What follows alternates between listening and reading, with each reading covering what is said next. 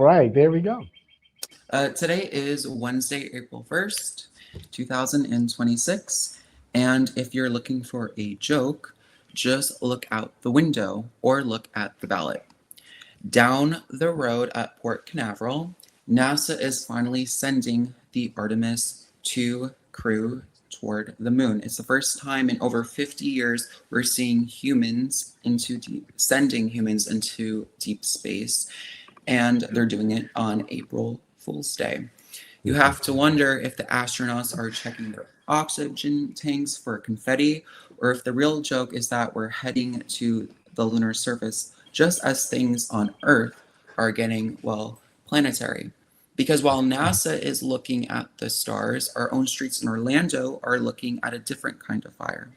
The No Kings protest hit a fever pitch right here at City Hall, and frankly, it's hard to tell where the activism ends and the theater begins. We saw the viral clips of the nursing home protest, a group of activists actually wheeling seniors out into the humidity to hold signs they couldn't read, screaming about tyranny while the poor folks just wanted their pudding.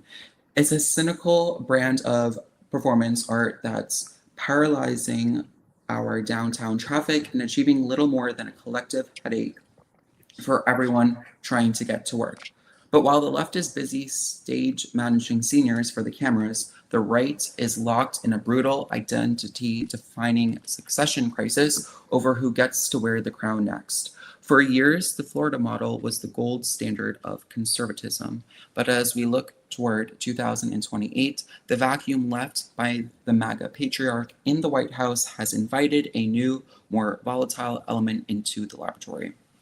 On one side, you have Byron Donalds, the polished, Trump-endorsed heavyweight who represents establishment MAGA, competent, legislative, and loyal. He's the heir apparent, the man who thinks he can keep the machine running. On the other, you have James Fishback, the 31-year-old insurgent who isn't just running against Donalds, he's running against the very idea of the uniparty. Fishback is the first Groyper candidate to go mainstream, and he is doing it by weaponizing the grievances of a generation that feels the current GOP has sold them out.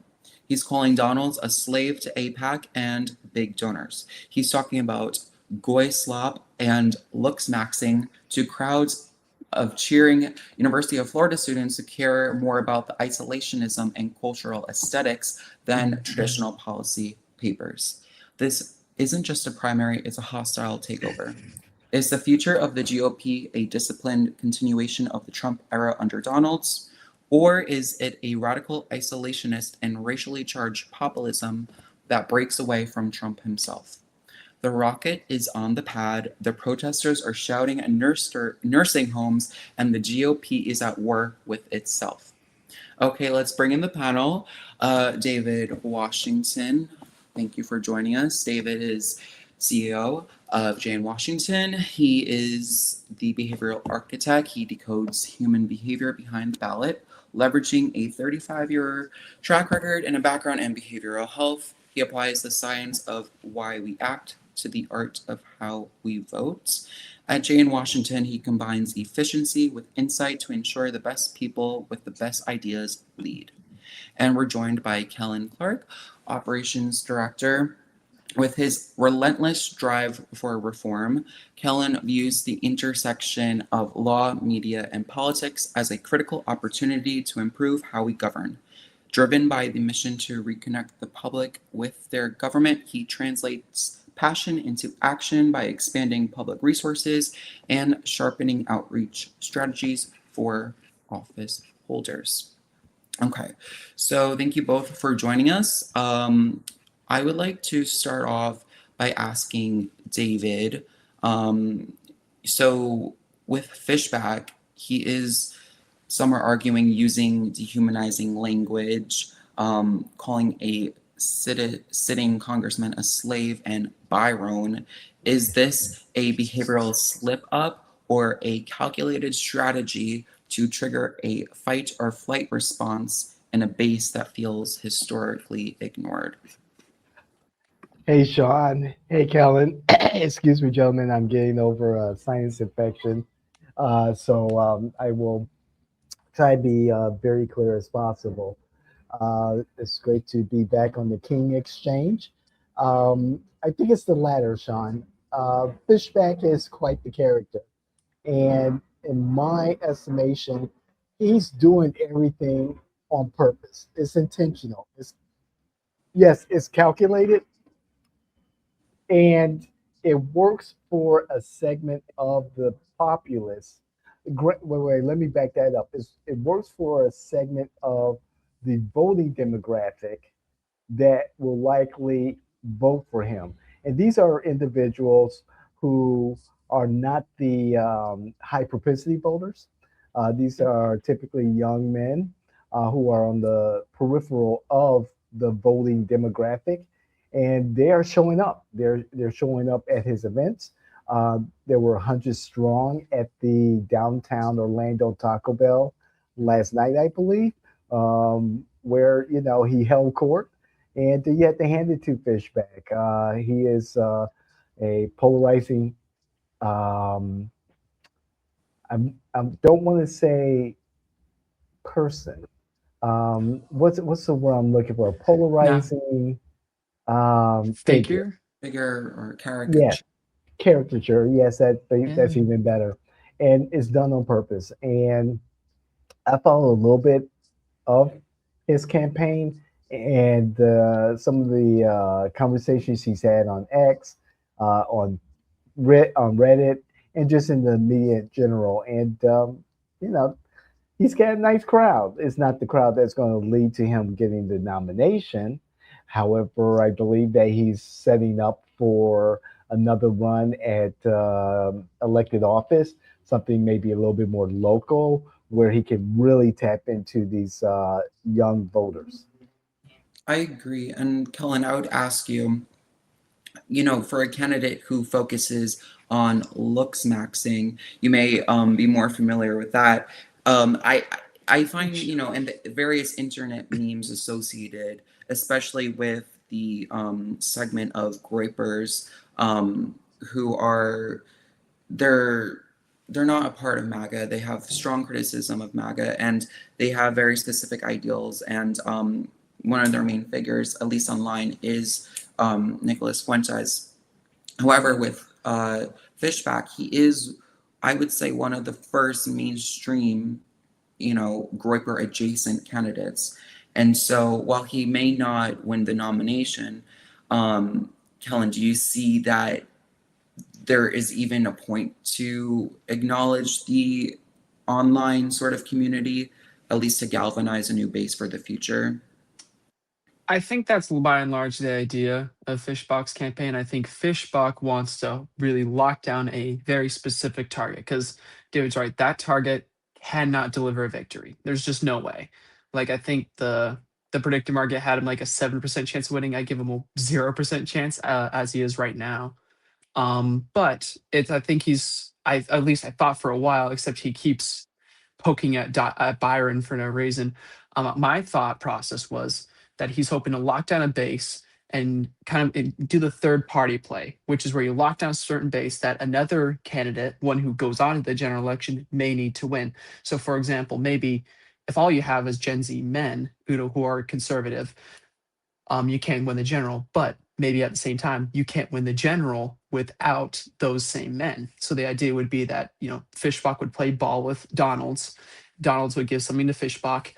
Fishbach endorses Donalds when he loses. That was what I figured would be the case. But however, he's not, if that is his play, he is not making it easy for himself. Because there's actually even more stuff he said about Donald, such as "Come on down the shooting range, Byron. Let's see if you're really black." Like that was something he said publicly on Twitter. Definitely makes it a much harder sell if that is his play. Now, it's also likely, given if you know anything about James Fishbach's previous history, that it's a grab for attention as well. I think that, David, you're mentioning that's like an intentional strategy. It could be a cry for attention because he does have a history and he's in debt because of this, of pretending to have jobs that he doesn't have. He pretends to be higher ups at organizations, particularly an investment firm that he was not a higher up in, and then also pretended to work with the Department of Governmental Efficiency under Elon Musk, which he didn't. And again, that one with the investment firm landed him severe debt. His car was repossessed, and he's been struggling ever since to pay it off because he can't even pay his own attorneys. So it could very well be a cry for attention and like a Hail Mary sort of deal, because it's very hard to hire somebody like that right now. It's very hard to hire somebody like that. So it could be just be a Hail Mary of, hey, either I get a government job, I win the nomination by some crazy long shot, or am able to become enough of a brand to where I can actually start making money off it, get a brand deal, get whatever it is that he needs to get off there. So as to what is exact plays, again, I think the most sensible route would be to do the third party play of capture one very specific demographic and then barter that with Donalds. But again, he's not making that easy for himself. So who knows?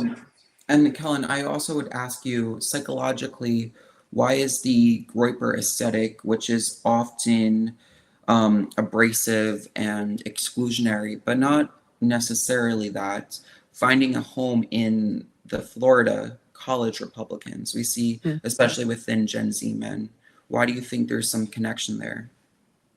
I think there's multiple different theories this way. I mean, of course, if somebody feels like they don't belong, they'll grab onto whatever will take them, right? So if that ends up being a like Groyper kind of community, it ends up being the Groyper kind of community. But it's also, I think the outrage is a part of the appeal.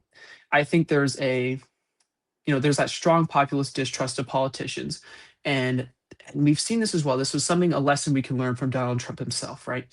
Is many people mistake composure as fake and mistake outrageous statements as speaking the truth, right? That if you're not saying some out there take, then you're not really telling the truth, right? This idea that everybody deep down has some kind of wacky stance on something, right?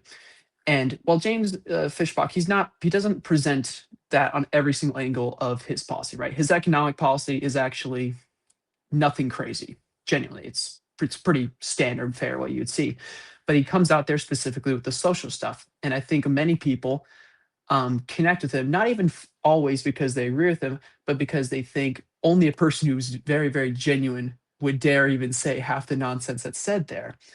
And so I think for that reason, many people end up coming to the conclusion that he is more genuine than some of the other candidates, such as Donalds or the lieutenant governor or Renner or anybody else. I think you bring up a great point. And David, I would ask to that point, is this outrage of Donalds legit? I mean, is there any backing to it? Because we look at Donalds, and I would label him as like a safe MAGA sort of persona, right? Yeah. Maybe 10 years ago, MAGA was something that was so like outside of the box. Now I feel that the MAGA sense with Donald Trump being around, it's the safe way to play. So is this outrage actually, something that is unfiltered and true, or is there something that is much more calculated, as you said, but has no basis in reality whatsoever? Well, let me start here. You stated in your intro that there is a split or something similar to that in the Republican Party, and I really don't see that. Particularly, I've heard in legacy media that there is a split in MAGA. Not really. When polled recently, I think CNN did this poll. I think it was like 92% to 100% of those who identify as MAGA support the president. And MAGA is now the Republican Party. They're the core. And if they're falling in line with Representative Donalds, then Donalds has the nomination. As a matter of fact, I'll just go out and say right now, he's going to win. Representative Byron Donalds will be the next governor of Florida. So the outrage, excuse me, gentlemen, is maybe performative at this time. It's good that there is some type of challenge. Excuse me. It's good there's a challenge to the presumptive nominee. You would think you'll see this with Collins or Renner, who are also running for the Republican nominee for governor. Uh, However, this is the primary season, and this is politics. Donalds has what in this last quarter alone raised $22 million, and now Yep. he's just short of $70 million total for this race. He's doing what's necessary to position himself as a nominee, and he's going to take some shots. He's going to take a Yep. few arrows. At the end of the day, and regardless of what you see in Tallahassee or in D.C. with the Republicans, at the end of the day, they fall in line, They and you do. can't really say that about the Democrats. Yeah. And And we're I gonna, want to, yeah, can I add on a little bit, Sean? of course. And also, it's worth noting, Donald started very, very early. And I don't just mean like with his official filing date. We predicted him winning this race 3 years ago here at JW. 3 years ago. We did this publicly 3 years ago. Because, and we ended up seeing it, specifically, we're seeing it really show up with Renner's campaign, right? Paul Renner is on the face a very, very good candidate, one who would be very competitive, right? Former Speaker of the Florida House of Representatives, all the right conservative talking points, all the right experience, former military, all that good stuff. But he started so much later than Donalds and Collins. And as a result, he hasn't really scraped any odds at all of winning. And that's because a lot of people who would endorse him are not endorsing him because they endorsed Byron a year ago, like a whole year plus ago. And when you do that, right, he basically stole the momentum that Renner would have because Renner decided too late. And Byron, again, is people have been kind of steering out of Byron's way for years at this point because they knew that he was going to go for this um, from the very beginning. And I'd like to talk about that polling as well, David, right? Because Kellen, yeah, Kellen, can I add? I don't know if you're aware that speaking of endorsements, Representative Susan Placencia, who yeah, we're watching for other reasons, um, withdrew her not support for Donalds and now is supporting Collins. So I just wanted to throw that in there. thank you. Yeah, no, I remember her saying, remember hearing that she had supported Donalds, but would potentially consider other candidates if, uh, other candidates at the time were running. And to touch on that polling a little bit, right? Within the base that still identifies with MAGA, yeah, they're pretty consistent. The question is that where it's really bad is, and I think part of the CNN poll is they want to show you just how aggressive the movement is. That's kind of the point. I think most news organizations, they'll categorize their polls in a certain way to make it look a certain way. But when you look at Republicans not identifying as MAGA specifically, that's where the Republican Party and the conservatives are taking a massive hit right now. That's where they're really struggling, not necessarily within strictly within the MAGA movement itself. It's everything adjacent that still votes for those politicians if need be. That's where the problems are. And I don't think a lot of the core issues are fully addressed with Fishback specifically. Um, because again, his economic stuff is very surface level and it's very much just general outrage. It doesn't actually, there's not much engine behind it, I'm afraid. I think the main engine behind it would be something that is online. True. And who's online? Gen Z and younger people, and especially, men. He's appealing to men, and um, the sort of grievances that they have, which I find legitimate.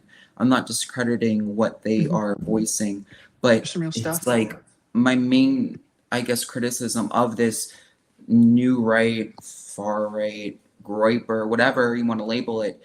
It's just I don't see how it's viable, like how it actually would sustain itself in the Yeah. real world. If you're gonna talk about, I guess, deli top or countertop politics, it's like you just meet someone, at the grocery store and you say, hey, what do you think about this? And if you ask them, what do you think about Donald's, I'm sure they'll have, you know, if they have like at least two brain cells, they'll have something to say, whether it be positive or Something. negative. They're aware of who he is. Right. But for something that's more, and not necessarily Fishback because he is gaining the traction, but I would say his ideals and sort of the looksmaxxing and goislop and all those sort of terms that he really harnesses on. If you were to ask someone average, at the grocery store what they think about that, they look at you like you're an alien because that's not the language that they're used to. They're too employed for this. Yeah. And so I feel that, and David, if you have something to say, I just feel like there has to be, I think it's lending itself to the future, and maybe even within 5 years, we'll see a more mainstream Yes. discussion, but I just don't think it's the time now. However, I do think that Fishback is important because he is sort of paving the way for this in the mainstream. Sean, you just hit the nail on the head there. I want to echo that as we see MAGA becoming the mainstream now, and honestly, a lot of what MAGA represents, many people in the middle, myself, identify with that. No, you know, excuse me, forever wars, strong immigration policy, America first. That was far right thinking, not too long ago during the Obama years, and now it's more mainstream. You're seeing independents, you're seeing like-minded Democrats move over to many of those type of policy points. And what you just said that maybe in 5 years, fishback becomes more the norm, and some of these ideas that he espouses, addressing the needs of Gen Z young men who have been put on the back burner. Young men in general have been ostracized, they've been demonized, particularly young white men. And there's going to be pushback, and we're seeing the pushback now. Kellen, So, you look like you disagree or have something to say. I have a number of thoughts. I mean, yes, at the end of the day, perception is reality. If people feel oppressed, then to their mind they are, right? Like I would say a lot of times it ends up being very dramatic. I think a lot of the things people describe about them, feeling oppressed is a symptom of being young, not being a white man who's young, right? It's just something that happens with young people in general. Um, but here's kind of an interesting thought I've been having, right? Because the number one driver of our politics since the 90s has just been we don't like the people in power, right? A lot of times, whenever an election goes by and some party flips the House or the presidency or whatever, the party takes it as some indicator that the people appreciate their policy, that their policy has won this great debate. And then they lose again 2 years later. So what happens every time, except for in 2002 because of 9/11, so there's been an exception there.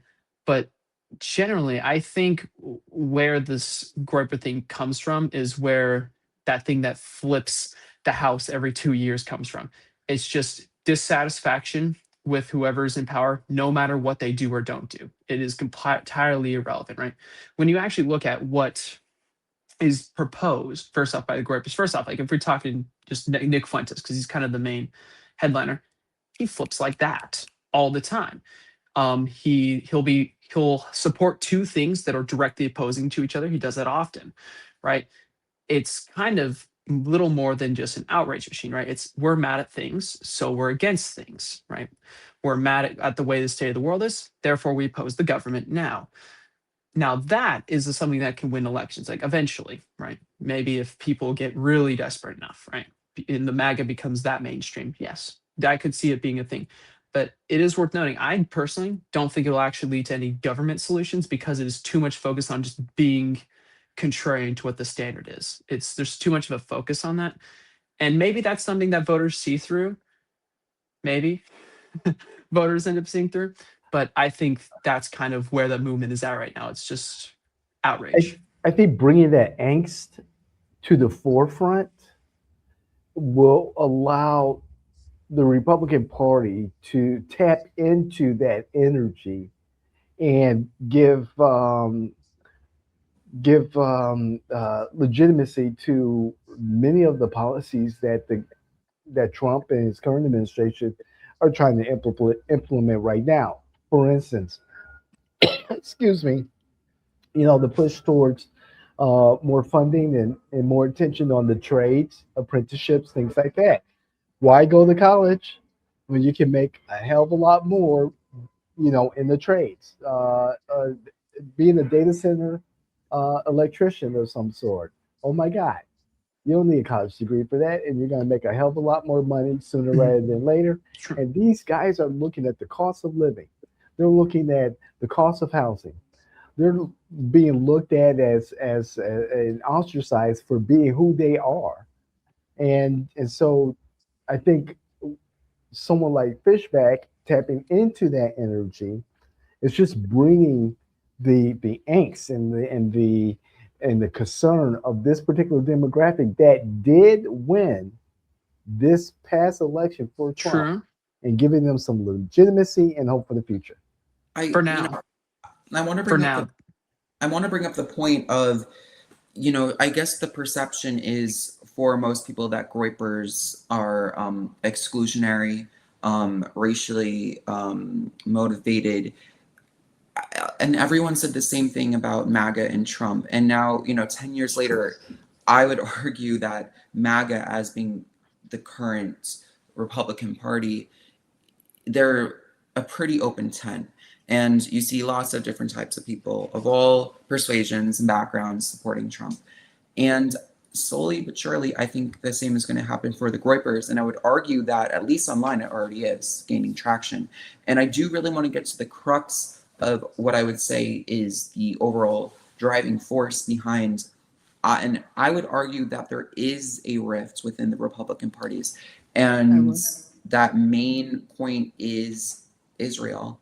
And that is it's what is actually will unite people, especially when you look at Gen Z, largely against Israel, not only because of the war, but because of the funding for Israel. And so many candidates, including Donalds, receiving money from APAC. And so the connection there. And so Gen Z, a lot of them are levitating towards Donald's, I mean, not Donald's, rather, Fishback, Fishback. because he calls out and he says, no, if we're truly America first, if we're truly about putting American intentions first, why are we sending billions to Israel? Why are we, bowing down to them in a way?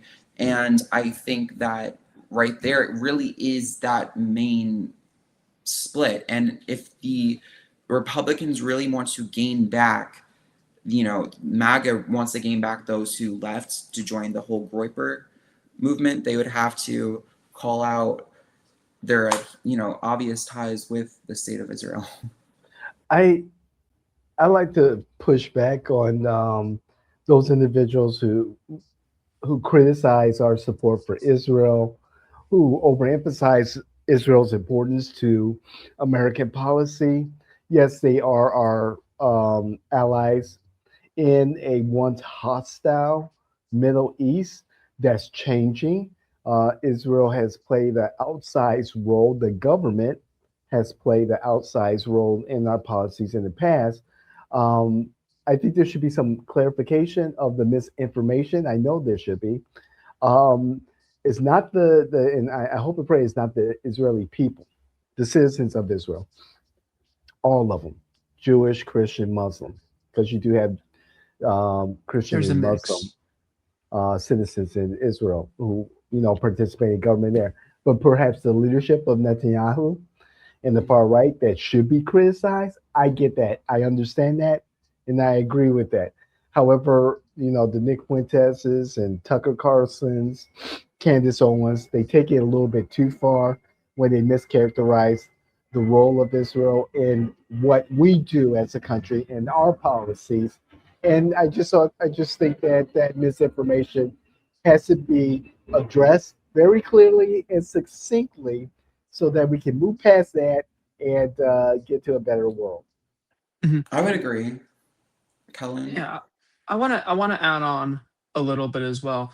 I think I don't think it'll really matter if MAGA actually were to change course in Israel or any other issue, right? Where the Groyper movement gets its fuel from is, MAGA says they're going to do these things.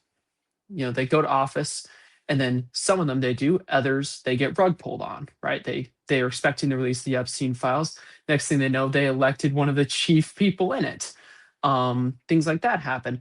And that kind of rug pulling is going to get people to completely resist it. The only thing that will bring these Groypers back to MAGA will be Democrats, not Republicans. I think no effort by Republicans will bring them back unless those Groypers are so concerned or so fearful of a particular Democratic candidate that they will fold on their position and vote for them anyways. I think that's the only way you get them back. And that's probably a multiple cycle thing. I think where you saw it, at least on the Democratic side, because this is a cycle you see on both sides. It just kind of alternates who's where, right? A lot of people chose just not to vote in the 2024 election, right? Because they wanted to stick to their guns and they didn't want to vote for Harris. But now many of them are saying, looking back, they kind of ended up regretting that. And I think we'll see a more rock solid formation of people who don't like the right coming out over the next 4 years. We'll start seeing that more. And then eventually they'll go back to their principles and then they'll sink back down into the bottom and they'll fracture again. That's how this goes. And that's how it is for Republicans. It's probably going to be a case of right now it fractures. They'll stick to their guns. They're going to screw up an election or two. And then they're all going to form back in because they realize they don't like the Democrats again. And then the cycle will repeat itself. I think we've seen it now over the past 30 to 40 years, how these modern politics are going here in America with the electorate. I think there's one big difference, and that's the guy in the White House. And tonight, He's different, yeah. tonight he has a speech in front of America where he'll talk about, the Iran, excuse me, the war with Iran, and how this is winding down. The Epstein issue, I think, is a non-issue, except for those who suffer from, TDS. If Trump was really, really an issue in the Epstein files, Democrats would have said something publicly about it a long time ago. Our Congressman Maxwell Frost here in CD10 in Florida, he had an opportunity to look at the files. He posted on his social media asking his followers to ask him what he should be looking for or suggest what he should be looking for when he look at those files. Crickets. As a matter of fact, I think he's home somewhere, gallivanting. Maybe the film festival season is over, so he's not in Utah. But, I mean, if there was something damaging in regards to Trump, we would have heard about it a long time ago. I think I'm gonna push back on that a little bit. I think before there was I think before there was a mutual strategy of there's people on both ends that are getting implicated in this. So if neither side pips, neither side loses. It's like a game theory thing. Neither side pips, neither side loses. One side pips, they get temporary advantage, and then they get screwed over long term. Right? That's how it goes. And then that was what the Trump campaign, I think, by and large went for. They said, hey, if we lean into this Epstein issue now, we will win this election. Long term, it's a problem, but long term, we're not running for re-election anyways. So who the hell cares? So I think that's the number one thing that deters Democrats. Not that there's nothing to it, just that before, and even then now, but especially before, right? There was too much at stake for them, Right. Now, but more so before. I kind of take this forward. I really don't think Democrats want to screw around with the Epstein files and really follow this through.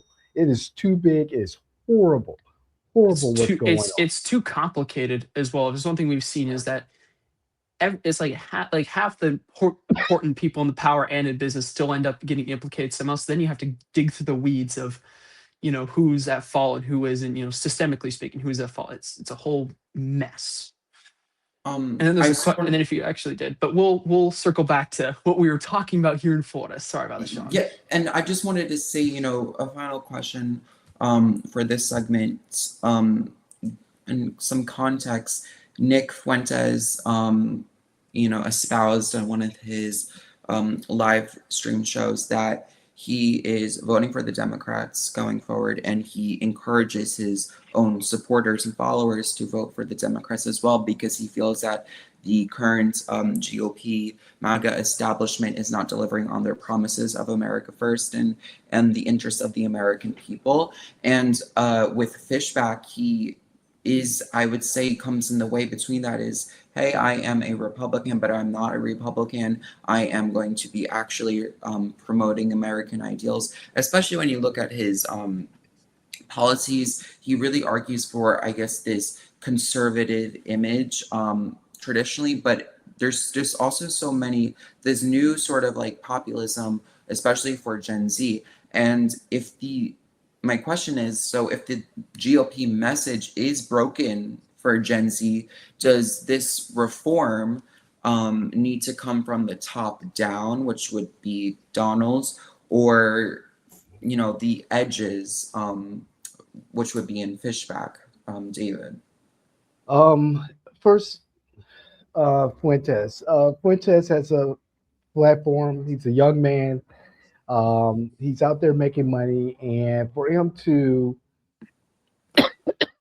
encourage his following to vote for Democrat only lines his pockets, because then he'll have a devil that he can argue against and say how bad they are. We need to go back to, you know, electing Republicans. So for him, again, for Exactly what I folks was like gonna say. him and Candace Owens and Tucker Carlson, I am a fan of Candace. They have to put food on the table also. Yeah. As far as Fishback, Fishback is a legitimate candidate, a flawed one. I'm glad that he is tapping into that young base of voters who are on the peripheral for all purposes, particularly in a primary election. Will they make a difference in this particular primary election? No, they Yeah. won't. As far as Donald, Governor elect Donalds has to maintain that MAGA message and be consistent. Kitchen table issues, less taxes, more money in our pockets. And as many of these policies that go through the federal government, get past the courts, and then are eventually supported by a decision by the Supreme Court, it will benefit Americans now, Americans later, Americans into the future. And the message has to be consistent. If I was managing Donald's, I would definitely lean into that prosperity that the president has been talking about since day one of the 2024 campaign. Excuse me. Let's usher in this next golden age. And Kellen, you want to respond? For Fishback, would you see? And I would say that you would definitely argue that there needs to be reform within MAGA and the GOP.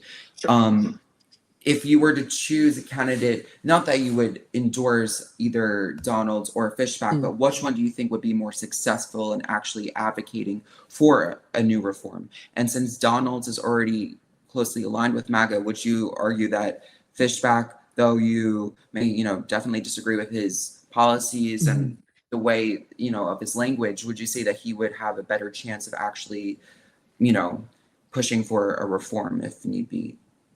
No, I don't think either candidate would be particularly great, but I would actually give that edge to Donald still.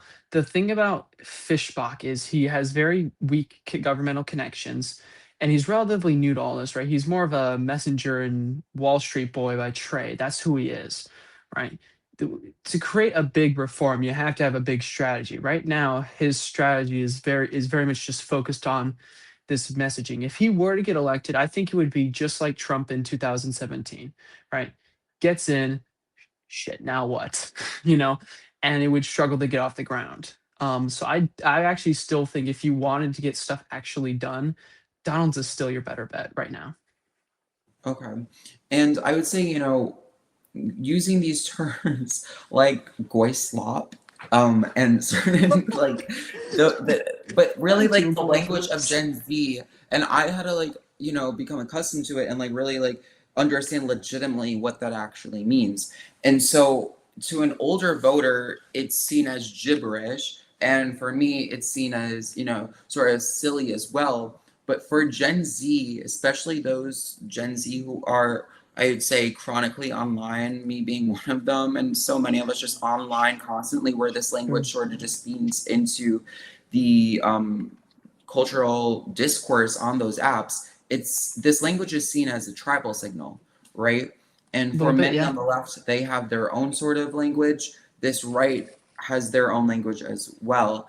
And Yep. so I would say, how deep does this sort of like new right subculture actually go among the voters that you guys track, we saw a standing ovation for Fishback at University of Florida, I believe, when he was criticizing, he attacked APAC, and there was an uproar, a large applause in what he was criticizing. And so I would say that, especially again amongst the youth, they are the future of our nation. Is this language actually something that is persistent, or is it just something that we have to just deal with for now and then ignore, and then it'll be something of the past in a couple years? It's the language of a generation at this point, and every generation has its icons, its language, its culture. And so, why not for this particular demographic, demographic, and for a Fishback or any candidate who wants to tap into that demographic, as Trump demonstrated in Trump 1.0 and in Trump 2.0 or 3.0, depending on if this is his third term, but that's a different story. Um, but he was able to tap into where the young people were or are at that time. Ads on the video games, the online video games, on certain social media where they're at.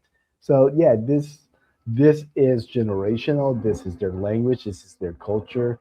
And a candidate who is looking to win, they win on the peripheral. They win with those mid to low propensity voters, and they defeat their opponents who use the same playbook over and over and over. Um, and Kellen, I would say, and you can answer to that as well, but I just want to add, when you look at, I guess, the cultural zeitgeist, do you feel that that truly informs voters?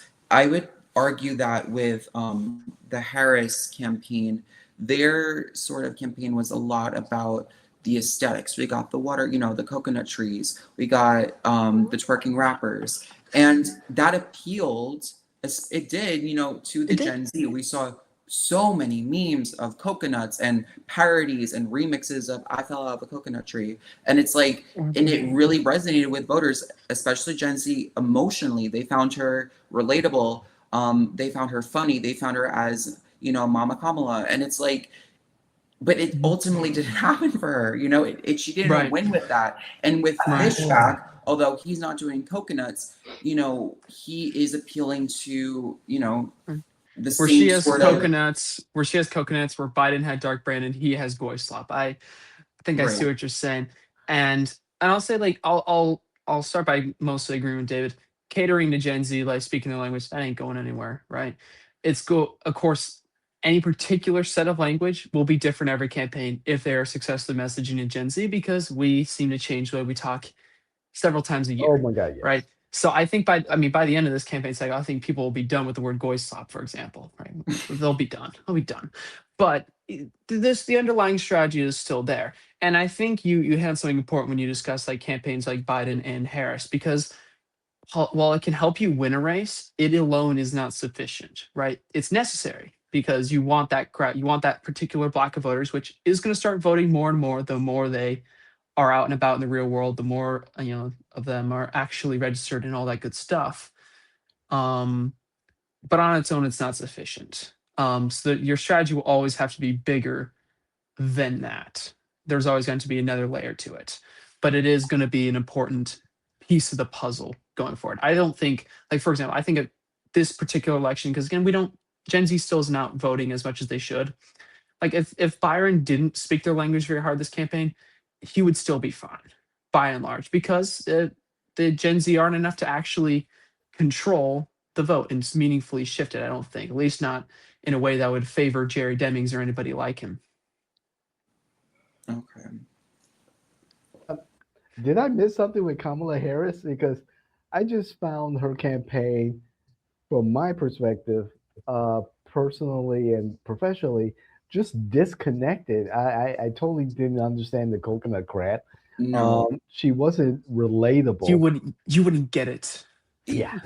It was We wouldn't get relatable for Gen Z though, for whatever right. reason. And I would say to Right.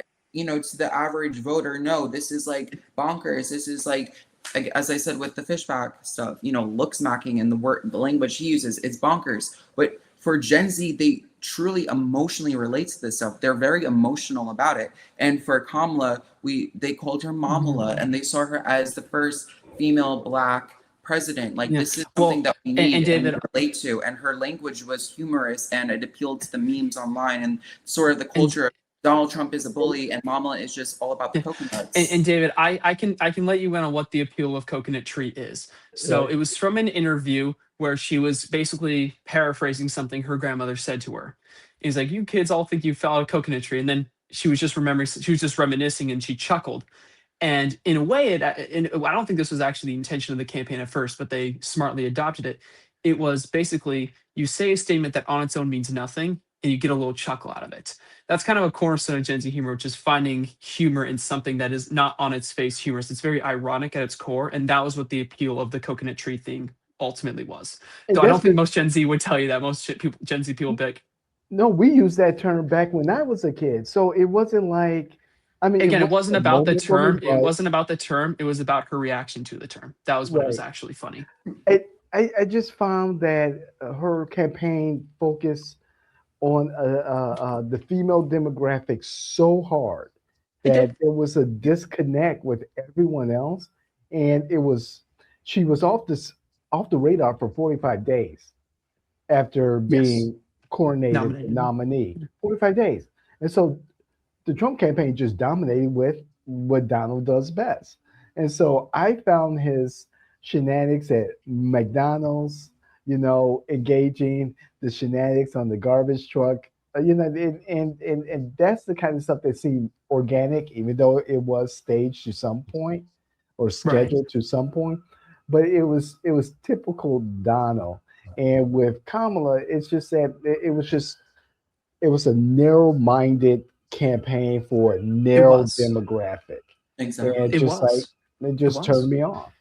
And again, and I think there's something to that, right? It turned you off, right? Some people, it was exactly what they're looking for. But you're right. On its own, that strategy wasn't sufficient that they were Mhm. putting in because they needed a bigger strategy than that. They were on to a decent start, but again, you're right. They didn't finish their strategy, so there wasn't really that much of a chance because they didn't complete their strategy. And I think that sort of like wraps up the point of what I'm trying to say of, if it appeals to this narrow sort of demographic, this narrow target, and that language has an emotional resonation with them, even though it Does sounds so silly, it's something that they find humor in because, as you mentioned, Kellen, it's ironic and there is some truth to something behind it, right? I mean, with Donald, right, his plan to cut, the school property taxes, right? Would that feel real to a 22-year-old, right? Or does No. Fishback's, rhetoric and his language ultimately win the day with those voters? And you have to think about it. And it's like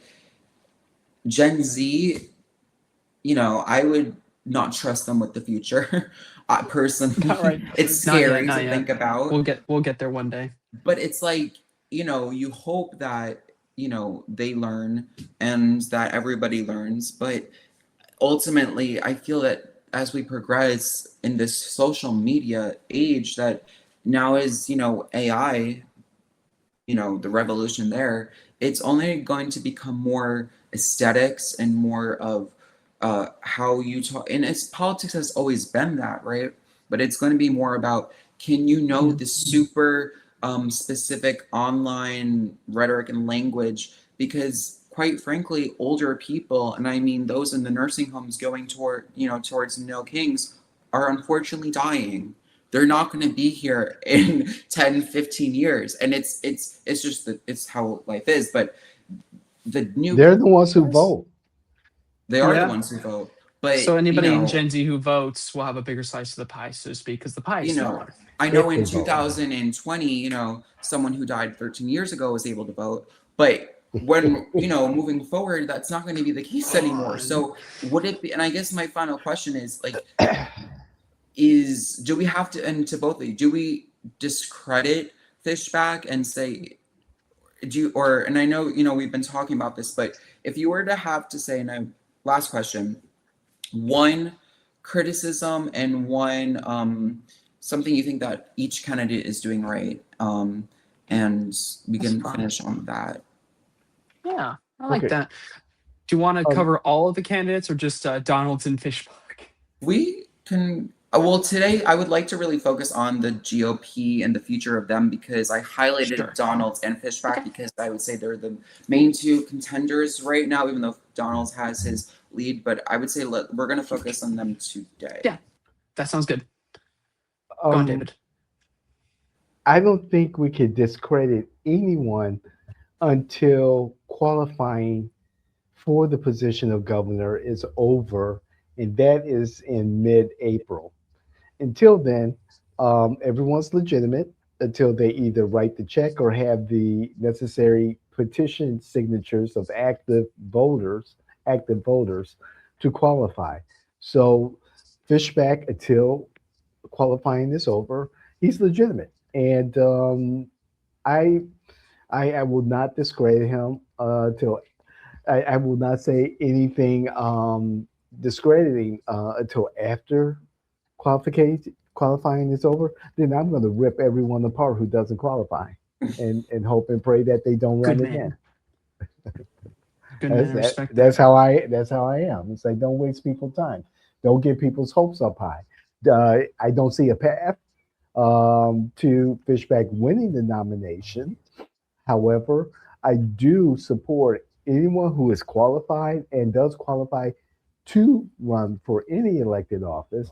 Um, they use that platform and they give citizens reasons to vote for them and fire the incumbent if that's the case. Yeah, I'll take a similar stance to David. Well, if I was the person with buttons in my room and I could choose who comes through and who gets discredited, sure, I'd have some red buttons for Fishbach, but it's not my choice. I think David's right. You will see, depending on how well he does during the primary. Again, he's not going to win, but we can see how much he, how far he actually did come. If I were to say something that Fishbach does right, him focusing on a communal aspect to his campaign is smart. That is one little nugget of wisdom in there. I will say there is a smart thing in that. In a world where people feel more isolated, try to make a campaign that feels more personalized is definitely a smart play. Definitely a smart play. Again, his strategy is incomplete, but for that little bit that he did flesh out, I do kind of get the rationale behind the campaigning strategy. Something he could do better, complete his strategy, and he's only targeting on single little nick of voters. You can't really flip that, and unless he was planning to like play ball with Donalds, but he took it too personal with Donalds too Yeah, quickly to yeah, actually flip it in that, because it's one thing to criticize policies, another thing to go for the personal yeah. first. Yeah, That's he's kind of done. wild. Yeah, that was very foolish of him. But He may young be man, setting up for another campaign, more that's local. true. That's true. He could run. If that is the case, that makes a lot more sense. Although Correct. don't know what positions there are in Madison County where he's from. That's one of the Commissioner. least. All like two of them, I think. I don't know how many people are in Madison County, but it is not very many. We have individual neighborhoods here in Orange County with more population than all of Madison County, but that's besides the point. As far as Donald's, what he does right is that he started early and he started early. He made his intention early, and he marched through with the intention of winning from years and years ago. But that's the smart way to do it, right? I think these days, given how everything's online and information flows over a longer period of time, we're going to keep seeing this trend of eventually. I think eventually we're going to get to a point where you have to like start planning like 8 years ahead. We're going to get to that point eventually. Donald's being 3 to 4 years ahead is still very good for him though. That's what's bringing him out on top, and I can tremendously respect that. As far as things doing wrong, I guess being a little bit more specific where it's tactical. Again, if your victory is like a foregone conclusion, sometimes it's best to just not alienate people. But I think there are some instances where he could provide a bit more into the direction of Florida than saying it's like DeSantis kind of. You know, it's a little weak, but again, foregone conclusion. I do understand why that's his mindset. Where's Madison County? I've never heard of it. It is so it is not it is on North Florida, bordering Georgia, 2 doors down from the Leon County, which are Tallahassee. So you have Leon Okay. County, Jefferson, Madison, and then Madison. It's basically straight lined with the West Coast on the Georgia border. Interesting. Maybe he will run Uh, up there. I don't know. yeah, I was up there last week because I was going to Tallahassee. It's just a forest. It's just a forest. But that's where he Interesting. lives. He's one of the few people that lives there.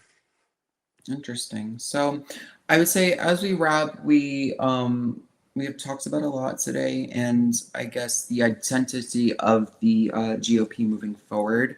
I would argue that the GOP is outgrowing its founder, or MAGA is outgrowing his founder, and Yeah. that Yeah. of Donald Trump, and he will be out in a few years, and who will replace him? And we see JD possibly. Yeah. We see, I would say, two sort of forces, and I would like to pin to Donalds and Fishback as an example of those two forces that I would argue are what the establishment MAGA is, and which would be Donalds, and this new criticism of both MAGA, but both the Democrats, but also MAGA and their grievances there, and that would be in Fishback. So I would say, we have to see where this leads us. I think that, Donalds will win, and I think, but a lot of the points that both of you raised, especially about Fishback, will be true, and he is, I would say, again, paving the way for a future party. Kellen, it's possible, and I could definitely see it where, they will have to pivot in a few years, and they, vote into, and they'll have to change ways. They vote in a It'll be Democrat, and then it's going to Yeah. have to do, back to the start, and it's just the Then they'll constant remember. cycle. It's just whether or not we're in this totally new age of AI Yeah. and of everything going on with the world, with just everywhere, that it's Gen Z, then this new voter base going to really pivot things. So I mean, next time I would love to focus on the other side of the aisle, while the Is the other Republicans, while the Republicans are at each other's throats over the purity of the party, the Democrats are smelling blood in the water. So please join us for part 2 of this discussion, the blue blueprints, defining the resistance without a target. That's fun. And as always, please check out T8020. And thank you both, gentlemen, David and Kellen, for joining me here today. It was a very productive discussion, very insightful. Yeah. And I think we'll just have to see. So We got to do this weekly, Sean. This was really good. thank you both so much. Thank you. Thank you.